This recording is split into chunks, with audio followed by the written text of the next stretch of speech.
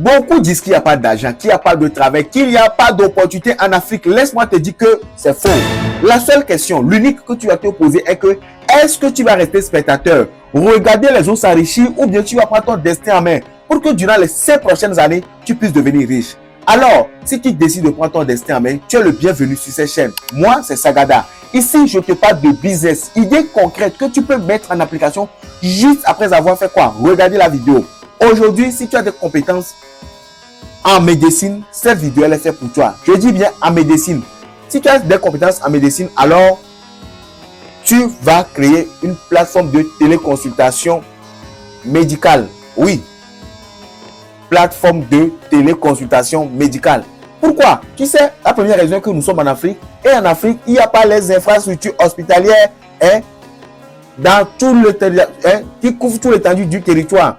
Ces installations hospitalières-là, les grands centres de santé sont concentrés où? Dans les grandes villes ou dans les capitales. Et comme les centres de santé sont dans les capitales ou bien dans les grandes villes, les spécialistes aussi sont là-bas. Donc, les petits centres de santé qui sont dans les périphériques, eux, ils n'ont pas souvent de spécialistes. Donc, si tu mets en place ta plateforme, elle va permettre maintenant de mettre en relation quoi? Les patients et qui? Et les spécialistes, premièrement. Deuxième chose est que quoi? C'est plus facile pour les gens de faire une consultation à distance que de se déplacer. Déjà, il y a le coût de transport. Donc déjà, chez toi, bon, je parle de chez toi. Le patient déjà, chez lui, il peut déjà se faire consulter. Il peut déjà avoir accès à un médecin à distance. Et aujourd'hui, il n'y a plus de barrières. C'est facile à faire parce que quoi? Tout le monde maintenant a quoi? A un smartphone. Toi-même, tu regardes où? Tu regardes sur un smartphone. Donc, tout le monde maintenant en Afrique a un quoi? A un smartphone. Et maintenant, tout le monde a la connexion Internet. L'étendue du territoire est couvert par quoi? Est couvert par l'Internet. Donc, il n'y a plus de barrières. Et l'une des raisons pour lesquelles tu dois encore te lancer que quoi? Tu sais, même qu'on va prendre ceux qui sont en ville, tout le monde n'a pas le temps d'aller faire les consultations. Et surtout ceux qui sont au village, eux, leur cas est que quoi? Même si on leur envoie l'argent d'aller faire les consultations, ils ne le font pas. Mais si tu mets en place cette plateforme-là, les gens peuvent déjà payer par mobile money. Oui, pas par mobile money. Les gens peuvent payer. Donc, les parents qui sont au village, leurs fils qui sont déjà en ville ou bien même à l'étranger, peuvent payer pour eux et ils auront accès à quoi? À des soins de santé de qualité. Et l'une des raisons pour lesquelles tu dois te lancer, que tu sais, il y a des gens qui ont certains problèmes de santé, en parenthèse, les maladies chroniques, comme vous connaissez. Donc, ces patients ont besoin souvent de quoi? De suivi, juste de suivi. Au lieu de venir chaque 8 jours, chaque un mois, en ville, ou bien à l'hôpital pour le suivi, tout ça, ça devient quoi? Ça devient un surcharge à l'hôpital. Mais s'il y a déjà une plateforme qui peut déjà permettre ça, je vous assure que les gens sont preneurs. Les gens seront preneurs. Il y a le gain de temps, le gain de l'argent même d'abord. Oui, il y a tout ça. Donc, cette plateforme, si tu arrives à le mettre en place, ça serait vraiment une solution idéale. Ça serait une solution idéale pour le suivi. Et maintenant, une solution idéale pour faire quoi? Pour la prévention. Parce qu'on dit prévenir vaut mieux que guérir. Donc, ça peut aussi aider à prévenir. Maintenant, si tu décides de te lancer, j'ai quelques conseils à te donner. C'est que d'abord, il faut voir dans ton pays, est-ce que le cadre légal, est-ce que l'État peut autoriser ça? Donc, il faut déjà voir le régulateur. Qu'est-ce qui est dit en la matière? Si il y a l'autorisation, alors tu le fais. Seconde chose est que quoi? Il faut le facteur confiance. Parce que ici, on parle de la vie des gens. Il faut que les gens puissent te faire confiance. Ou bien, il faut que les gens puissent vous faire confiance. Et d'ailleurs, sur ce projet, tu ne peux pas te lancer seul. Il faut faire une collaboration. Donc, si vous êtes des étudiants en médecine ou bien bon, vous êtes en cours de terminaison, bon, vous qui n'avez pas de boulot, vous pouvez maintenant vous réunir et créer cette plateforme-là.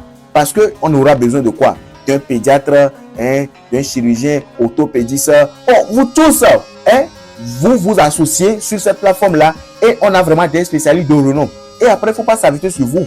Pourquoi ne pas maintenant aller maintenant auprès de ceux qui font déjà aussi le boulot maintenant, parce que vous avez déjà créé, parce que vous avez déjà des connaissances, mais aller chez ceux qui ont plus d'expérience et leur proposer d'avoir leur boutique ou bien bon, à vous de voir comment faire pour que ça puisse marcher quoi. Moi, je viens juste pour te faire quoi? Pour te présenter juste l'idée.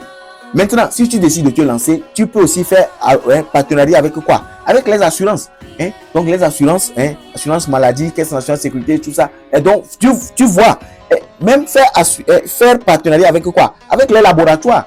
Parce qu'il va falloir faire les analyses. Donc, il faut faire aussi partenariat avec les laboratoires. Faire aussi partenariat avec quoi? Avec les pharmacies. Parce qu'il y a prescription, je dis ça non, prescription.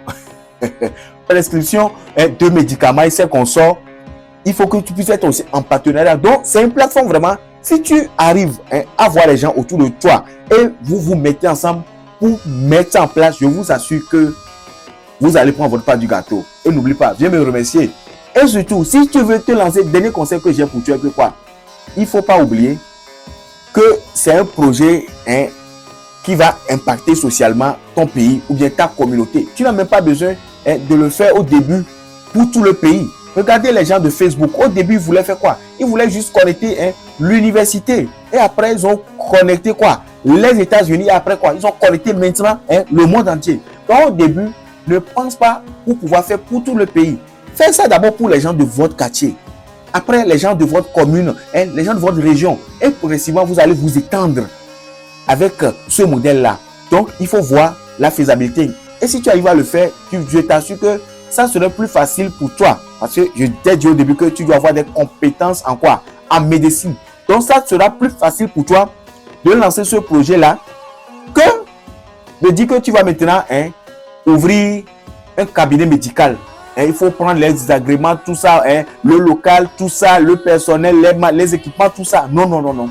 Tu peux démarrer ici et progressivement. Et comme je t'ai dit, débute petit et progressivement, tu peux couvrir plusieurs zones. Et pourquoi même pas un jour exporter ça.